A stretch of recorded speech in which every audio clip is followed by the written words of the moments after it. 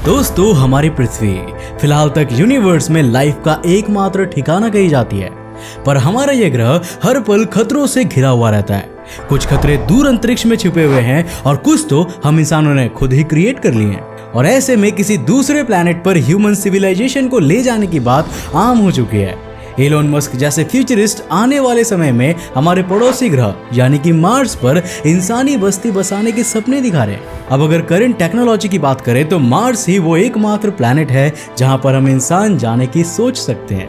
पर क्या हो अगर हम पृथ्वी को ही मार्स की पोजीशन पर ले जाएं तो? मतलब जरा इमेजिन करो कि अगर धरती सूरज से तीसरा नहीं बल्कि चौथा ग्रह होता। ऐसे में हमें हमारे ग्रह में क्या क्या चेंजेस देखने को मिलते हैं और क्या हम इंसान जिंदा रह पाते हैं? वेल, आज के इस वीडियो में मैं आपको यही बताने वाला हूँ। तो हेलो गाइस, मैं हूं कौशिक और चलिए जानते हैं कि अर्थ और मार्स के प्लेसेस स्विच करने पर क्या होगा। दोस्तों, हमारी पृथ्वी फिलहाल सूरज से लगभग 15 करोड़ किलोमीटर की दूरी पर स्थित है। जब पृथ्वी सूरज से अपनी ऑर्बिट में सबसे ज्यादा दूरी पर होती है तब उसकी डिस्टेंस 15 करोड़ 21 लाख किलोमीटर की होती है और सबसे करीब होने पर उसकी सूरज से डिस्टेंस 14 करोड़ 70 लाख किलोमीटर होती है। अब 15 करोड़ किलोमीटर यहाँ उसकी सूरज से एवरेज डिस्टेंस है। सिमिलरली अगर हम मार्स की बात करें तो ये सूरज से 20 करोड़ 80 लाख किलोमीटर दूर है। इस तरह मार्स पृथ्वी के कंपैरिजन में सूरज से 1.5 टाइम्स ज्यादा दूरी पर है। अब दोस्तों, यहाँ पर पृथ्वी को मार्स की जगह पर ले जाने का मतलब होगा कि पृथ्वी भी सूरज से 20 करोड़ 80 लाख किलोमीटर की दूरी पर ही होगी। मार्स को सूरज का एक चक्कर लगाने में 687 अर्थ डेज का समय लगता है, यानी कि इस पोजीशन में हमारी पृथ्वी का एक साल भी 687 अर्थ डेज के बराबर हो जाएंगे। अब यहाँ पर एक अंतरिक्ष फन फैक्ट, मार्स को अपने एक्सिस पर एक बार रोटेट होने में 24 घंटे 39 मिनट्स और 36 सेकंड्स लगते हैं, जबकि पृथ्वी के लिए यह समय लगभग 24 घंटों का ही है। अब यहाँ मैं आपको बता दूं कि स्पेस में किसी प्लैनेट की पोजीशन चेंज होने से उसकी एक्सियल रोटेशन पर खासा फर्क नहीं पड़ने वाला। इट मीन्स कि पृथ्वी चाहे मार्स की पोजीशन पर ही क्यों ना हो जाए, हमारे लिए एक दिन की ड्यूरेशन सेम ही रहने वाली है। पर दोस्तों, इतनी दूरी पर स्थित होने के कारण पृथ्वी पर आने वाली सनलाइट और हीट काफी ज्यादा कम हो जाएगी। दरअसल आज हमें सूरज से जितनी लाइट रिसीव होती है उसका सिर्फ 60% हिस्सा ही हमें उस समय मिलेगा। अगर हम मार्स से कंपेयर करें तो पृथ्वी का एटमॉस्फेयर ज्यादा डेंस है और इसीलिए हमारा प्लैनेट मार्स की पोजीशन पर रहने के बावजूद भी मार्स से ज्यादा हीट को एब्जॉर्ब कर लेगा। तो यहाँ पर मान लीजिए कि 60 की जगह 70% सनलाइट हमें रिसीव होती है। अब इसके बावजूद भी हमारी लाइफ में कई सारी प्रॉब्लम्स आने वाली है। आज हम जो ब्राइट सनी डेज एंजॉय करते हैं वो हमें कभी भी देखने को नहीं मिलेंगे। हमें दोपहर में भी ऐसा लगेगा जैसे शाम हो चुकी है और हमें दिन भर स्ट्रीट लाइट्स को जलाकर रखना पड़ेगा। अब यार, यहाँ बात करें टेम्परेचर की तो मार्स का करंट सरफेस टेम्परेचर -110 से 35 डिग्री सेल्सियस के बीच रहता है और इसका average surface temperature -65 degree Celsius है। नाउ यहाँ पर एक और अंतरिक्ष फन फैक्ट, पृथ्वी पर आज तक का lowest recorded temperature -89.2 degree Celsius है। साल 1983 में अंटार्कटिका के वॉस्टॉक नाम की जगह पर यह टेम्परेचर रिकॉर्ड किया गया था। अब दोस्तों, यहाँ पृथ्वी की मार्स की जगह पर जाने का इमीडिएट इफेक्ट भी टेम्परेचर ही होने वाला है। हम इंसानों को जिंदा रहने के लिए बहुत ज्यादा कम टेम्परेचर पर जीना सीखना होगा। Norway, Sweden, Canada, Greenland, Iceland और डेनमार्क जैसे देशों में रहना इम्पॉसिबल हो जाएगा। रशिया, चाइना और यूएसए के कई पार्ट्स भी भयानक ठंड की चपेट में आ जाएंगे और वहां जाना अंटार्कटिका पर जाने से भी ज्यादा खतरनाक होगा। और भाई फिर पोलर एरियाज की तो बात ही छोड़ दो, क्योंकि वहां पर जाना तो लिटरली इम्पॉसिबल ही हो जाने वाला है। पृथ्वी पर इतनी ज्यादा ठंड होगी कि हम इसे एक आइस एज से भी कंपेयर कर सकते हैं। अब चूंकि पृथ्वी के ज्यादातर एरियाज में रहना इम्पॉसिबल हो चुका होगा तो पृथ्वी की पॉपुलेशन उन एरियाज में शिफ्ट हो जाएंगी जो कि कंपैरेटिवली ज्यादा वार्म होती है। आज हमारी पृथ्वी पर जो बड़े बड़े डेजर्ट्स हैं जहां पर इंसानों का नामो निशान नहीं मिलता, वहां पर मुंबई और दिल्ली की तरह डेंस पॉपुलेशन डेंसिटी होगी। इवन हमारे देश भारत और इसके आसपास की वार्म कंट्रीज में पॉपुलेशन तेजी से बढ़ने वाली है। अब दोस्तों, पॉपुलेशन से याद आया कि जिस रफ्तार से आज पॉपुलेशन बढ़ रही है उसे देखते हुए अनुमान किया जा रहा है कि साल 2050 तक ह्यूमन पॉपुलेशन करीब करीब 10 अरब के आंकड़े को टच कर जाएगी। ऐसे में हमारा भविष्य कैसा होगा। क्या इंसान भूखमरी का शिकार हो जाएगा या फिर हम मार्स पे चले जाएंगे, या आर्टिफिशियल इंटेलिजेंस का धरती पर राज होगा। क्या होगा भविष्य में? अमेरिकन फिजिसिस्ट मिचियो काकू ने अपने book the future of humanity में बखूबी इसका एक्सप्लेनेशन किया है। और यार मैं सजेस्ट करूंगा कि आप इसकी बुक समरी को जरूर सुने कुकू FM ऐप पर, क्योंकि यार मैंने भी सुना है एंड सच में ये माइंड ब्लोइंग बुक है। प्ले स्टोर पर 4.5+ रेटिंग के साथ कुकू FM इंडिया का बेस्ट ऑडियो शो प्लेटफॉर्म बन चुका है, जिसमें आप लिटरली हर जॉनरा की ऑडियो बुक्स को सुन सकते हैं। अब अगर आप डिस्क्रिप्शन में दी हुई मेरी लिंक से कुकू FM ऐप को डाउनलोड करते हैं और हमारा प्रोमो कोड ATV को यूज करते हैं तो आपको इसका ईयरली सब्सक्रिप्शन 50% डिस्काउंट पर मिल जाएगा, यानी कि 399 नहीं बल्कि केवल 199 रुपए। तो जल्दी करो यार, क्योंकि यह ऑफर वैलिड है शुरुआती 250 सब्सक्राइबर्स के लिए। अब दोस्तों, चूंकि पॉपुलेशन जो है वो वार्म कंट्रीज में ज्यादा भर जाएंगी, इसी कारण हमारे पास आज के कंपैरिजन में रहने के लिए लगभग आधी जमीन ही बचेगी। ऐसे में दुनिया के हर देश की गवर्नमेंट को पॉपुलेशन कंट्रोल पर खासा ध्यान देना होगा। अब हमारे लिए प्रॉब्लम यही खत्म नहीं होती है, क्योंकि अगर हमारा प्लैनेट कम सनलाइट को रिसीव करेगा, इसका मतलब है कि पृथ्वी पर मौजूद प्लांट्स को भी कम सनलाइट मिलेगी।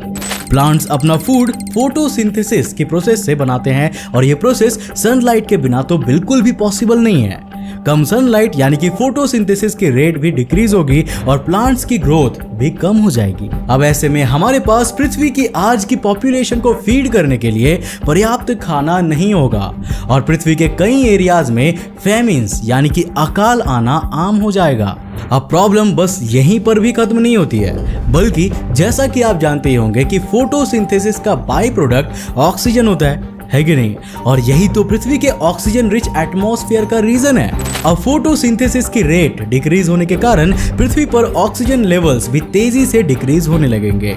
ऐसे में हम इंसानों को सांस लेने में भी काफी दिक्कत का सामना करना पड़ेगा। नाउ ऑब्वियसली यार, ऑक्सीजन के बिना हमारी बॉडी भी एनर्जी को प्रोड्यूस नहीं कर सकती, तो हमें आर्टिफिशियल ऑक्सीजन के सोर्सेस को एक्सप्लोर करना होगा।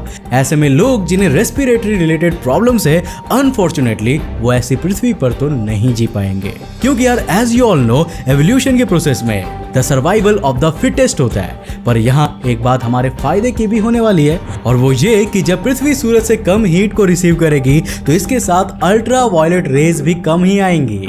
इस कारण से हमारी ओजोन लेयर को कम प्रेशर झेलना होगा और वो सुरक्षित रहेगी। साथ ही साथ पृथ्वी पर स्किन कैंसर और दूसरी स्किन रिलेटेड डिजीज के कॉजेस तेजी से डाउन हो जाएंगे। अब चलो यार, बहुत बात कर लिया हम ह्यूमंस की, अब बात करते हैं एनिमल्स की। पृथ्वी और मार्स के प्लेसेस स्विच करने का इम्पैक्ट हर एक एनिमल स्पीसीज पर होने वाला है। धरती पर हुए प्रीवियस एक्सटिंक्शन इवेंट्स के दौरान जब हमारा क्लाइमेट चेंज हुआ था, तब ज्यादातर एनिमल स्पीसीज इसके अनुसार अपने आप को ढालने में नाकाम रही थी। और दोस्तों, यहाँ भी कुछ ऐसा ही होने वाला है। पृथ्वी की 50% एनिमल स्पीसीज खत्म हो जाएंगे। दोस्तों, जब बात एक्सटिंक्शन की आती है तो हमें सबसे पहले डायनासोर्स का ही ख्याल आता है। आज से 6.6 करोड़ साल पहले चिक्सुलुब एस्ट्रॉइड के धरती से टकराने से डायनासोर्स का अंत हो गया था। लेकिन यार, क्या आप जानते हैं कि मार्स पर हर साल 200 से भी ज्यादा एस्ट्रॉइड्स गिरते हैं? हाँ, ये बात जरूर है कि उनकी साइज चिक्सुलुब जैसी विशालकाय तो नहीं होती और मार्स के पास पृथ्वी की तरह डेंस एटमॉस्फेयर भी नहीं है। पर यार, अगर साल का एक एस्ट्रॉइड भी पृथ्वी पर गिरेगा तो हम इंसान हर समय डर के साए में होंगे। अब यहाँ हमें इस पॉइंट को भी कंसीडर करना होगा कि फिलहाल जुपिटर और मार्स के बीच एक विशालकाय एस्ट्रॉइड बेल्ट मौजूद है और मार्स पृथ्वी के कंपैरिजन में कम मैसिव है। अब अगर मार्स की जगह पर पृथ्वी को रख दिया जाए तो एस्ट्रॉइड बेल्ट में ग्रेविटेशनल केओस होगा और वहां के कुछ एस्ट्रॉइड्स पृथ्वी की तरफ आने लगेंगे। अब क्या पता कब कौन सा एस्ट्रॉइड सीधा आकर पृथ्वी पर गिरे और ह्यूमन सिविलाइजेशन का अंत हो जाए। इन शॉर्ट, अगर हमारी पृथ्वी की जगह मार्स के साथ स्विच कर दिया जाए तो पृथ्वी पर रहने वाले इंसानों के लिए तो हर जगह प्रॉब्लम्स ही प्रॉब्लम्स होने वाली है। पर क्या मार्स का भी यही हाल होने वाला है? वेल, इसका जवाब है जी नहीं। दरअसल पृथ्वी की जगह पर आने के बाद मार्स आज से कहीं ज्यादा बेटर कंडीशन में होगा। मार्स का टेम्परेचर इंक्रीज होगा और इसके पोल्स पर जमी हुई बर्फ पिघलने लगेगी। अब इससे यहाँ ना सिर्फ लिक्विड वाटर की अवेलेबिलिटी बढ़ेगी, बल्कि बर्फ पिघलने के कारण जमीन के नीचे मौजूद डिफरेंट गैसेस के रिजर्वॉयर्स भी बाहर आएंगे। ये गैसेस मार्स के एटमॉस्फेयर में मिलकर उसे थिक बना देंगी। मतलब मार्स के पास वो सारे एक्सटर्नल एडवांटेजेस होंगे जो कि फिलहाल पृथ्वी एंजॉय कर रही है। अब इस कंडीशन में हमारे लिए मार्स को टेराफॉर्म करना आज के कंपैरिजन में ज्यादा इजी हो जाएगा। यहाँ इंसानों के लिए एक और प्लस पॉइंट ये होगा कि हम आउटर सोलर सिस्टम को आज के कंपैरिजन में बेटर तरीके से एक्सप्लोर कर पाएंगे। एस्ट्रॉइड बेल्ट में मौजूद सीरीज और विस्टा तक हमारी रीच आसान होगी। साथ ही हम जुपिटर और सैटर्न के मून्स पर लाइफ की तलाश के लिए काफी कम समय में अपने स्पेसक्राफ्ट्स को भेज सकेंगे। अब आखिर में दोस्तों, आपके दिमाग में एक सवाल तो जरूर उठ रहा होगा, और वो ये कि धरती और मार्स की प्लेसेस को स्विच करने का हमारा सोलर सिस्टम पर क्या असर पड़ेगा। इसके बारे में अलग अलग साइंटिस्ट्स के सोच भी डिफरेंट है।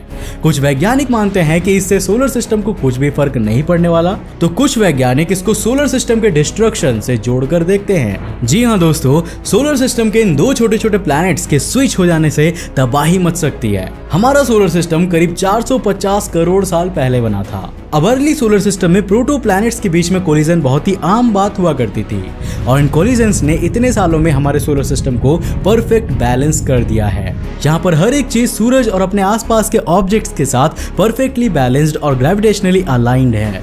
अगर हम सोलर सिस्टम के स्ट्रक्चर में जरा सा भी चेंज करते हैं तो ये अनस्टेबल हो जाएगा और इसका अंजाम डिजास्टरस होगा। तो भाई लोग, ये सुनने के बाद मुझे तो यही सही लगता है कि पृथ्वी और मार्स को अपनी अपनी वाली जगह पर ही लगा देना चाहिए, क्योंकि मार्स की जगह पर रहने पर तो वैसे भी ह्यूमैनिटी का कोई फ्यूचर नहीं दिख रहा है। वैसे आप इसके बारे में क्या सोचते हो, हमें नीचे कमेंट करके जरूर बताना। अब दोस्तों, मुझे उम्मीद है कि आज की इस वीडियो से आपने काफी कुछ नया सीखा होगा। अगर सीखा तो इस वीडियो को लाइक करने के साथ साथ अपने फ्रेंड्स और फैमिली के साथ जरूर शेयर करना। अब दोस्तों, जाने से पहले मेरे एक सवाल का जवाब देते हुए जाना। मुझे ये बताओ कि हमने अपने लास्ट वाले वीडियो में मल्टीवर्स के बारे में बताया था। अब उस मल्टीवर्स वाले वीडियो में प्रभु श्री राम ने किसे मल्टीवर्स की सैर पर भेजा था? नीचे कमेंट में बताओ। देखते हैं कि कौन कौन अंतरिक्ष टीवी के वीडियोस से अपडेटेड रहता है, और अगर नहीं देगा है तो जल्दी जाकर देखो, कहीं आपसे मिस ना हो जाए। तो आज के लिए इतना ही। अगर आप नए उस चैनल पर ऐसे इंटरेस्टिंग वीडियोस को देखना चाहते हो तो इस चैनल को सब्सक्राइब करने के साथ साथ नोटिफिकेशन बेल को ऑन कर देना, ताकि आप देख सको हमारे वीडियो सबसे पहले। तब तक के लिए बाय, जय हिंद।